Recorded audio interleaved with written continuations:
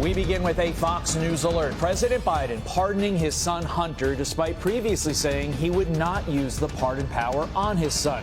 Both Democrats and Republicans criticizing the move, with one Democrat lawmaker saying Biden, quote, got this one wrong.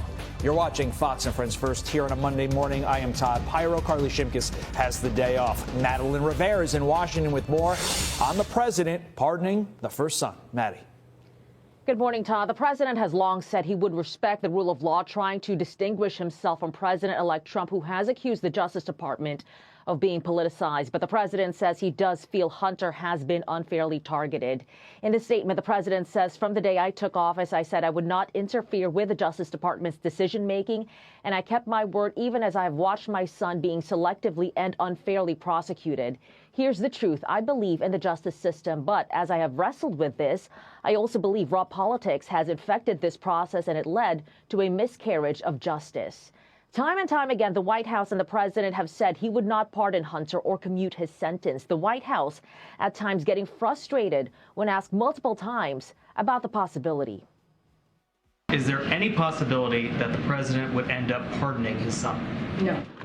Well, I just said no. I just answered. Go ahead. Go ahead. Will you accept the jury's outcome, their verdict, no matter what it is? Yes.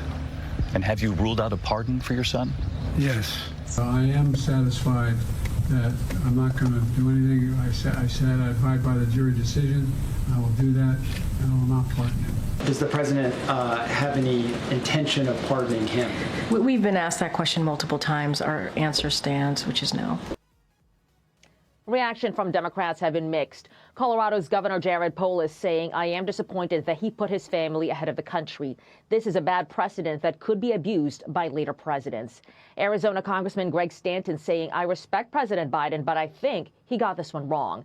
This was not a politically motivated prosecution. Hunter committed felonies and was convicted by a jury of his peers. President-elect Trump weighing in as well, saying, does the pardon given by Joe to Hunter include the J6 hostages who have now been in prison for years? Such an abuse and miscarriage of justice. Hunter's sentencing hearings were scheduled for December 12th for his gun case and December 16th for his tax case. Todd. Madeline Rivera live for us this morning. Maddie, thank you. You got it. Let's bring in criminal defense attorney Lexie Rigden. And Lexie, pretty simple, short question right off the top. What changed? I don't really think anything changed. I honestly think this was probably his plan all along. What changed, one of the things that changed is that he's not running anymore. And it has been such a terrible political season for Democrats with Kamala's defeat that I think at this point he figured, I have nothing to lose. I'm in the twilight of my years. I mean, I think he's 81 years old. He was kicked out by his own party. He was basically forced not to run. And then the greatest injustice to him is that after an objectively bad candidate who can't string a sentence together loses, then the establishment blames him for not getting out sooner. And so I think that if I were Joe Biden, I probably would have put a finger in the eye to everybody and said, you know what, my highest and best priority is now just taking care of my son. And I don't care what people think. I'm never going to please the Republicans.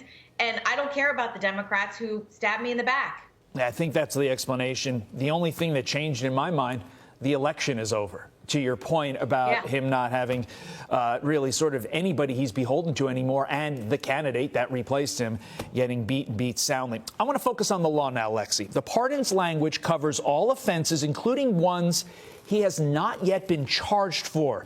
Is that how pardons work? Sort of this blanket immunity for all illegality, regardless of whether it's been discovered yet?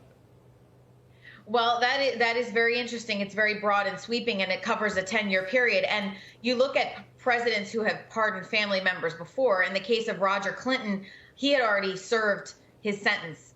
Same with Jared Kushner's father. So this is broad and sweeping because it not only prevents him from serving a sentence, but it forgives him for any crimes against the United States that he may have committed in a period of 10 years. So it definitely is.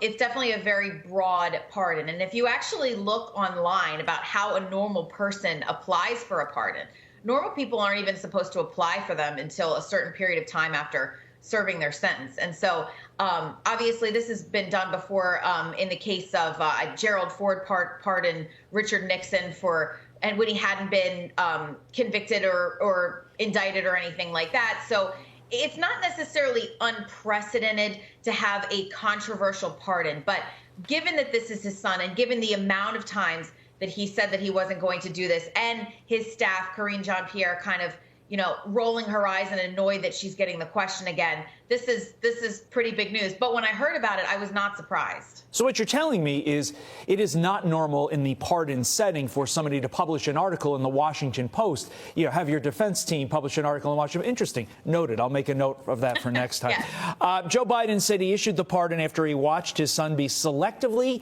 and unfairly prosecuted.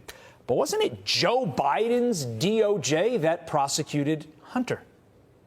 It was. And you know how everyone's joking online when they see Biden with the big grin with Trump in the office? Maybe he really did vote for him after all. I mean, they're now singing off the same song sheet, at least when it comes to the DOJ, that you can't look at you can't look at necessarily just one prosecution and say it's politically motivated, right? My son's was politically motivated, but nobody else's was. And so this is just a very interesting turn of events. It is his own DOJ, and they've been touting the merits of the cases against Trump, but, not against his son. Quickly, before we let you go, what does this pardon mean for Joe Biden and the rest of the Biden families? Let's call them business dealings that have come under scrutiny. Well, there's no reason. If they believe that Hunter is kind of like the nexus or the nucleus of those transactions, then there's no reason to look into them any further if he was pardoned. Who knows? There you go. Hey, this seems to have worked out pretty well for Joe as well. Interesting how that worked out. Lexie Rigden, thanks for joining us. Breaking News Morning. We appreciate you. I'm Steve Doocy. I'm Brian Kilmeade. And I'm Ainsley Earhart. And click here to subscribe to the Fox News YouTube